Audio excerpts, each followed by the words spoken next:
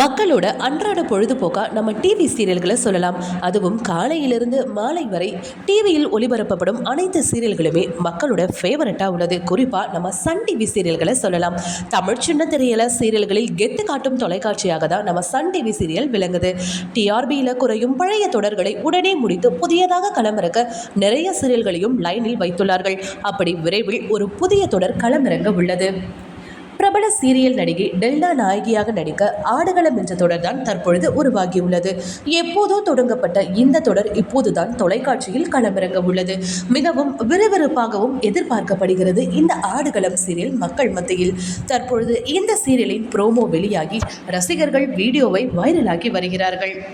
இந்த நிலையில் தற்பொழுது இந்த சீரியல் மிகவும் பிரம்மாண்டமாக ஒளிபரப்பும் என்று எதிர்பார்க்கப்படுகிறது.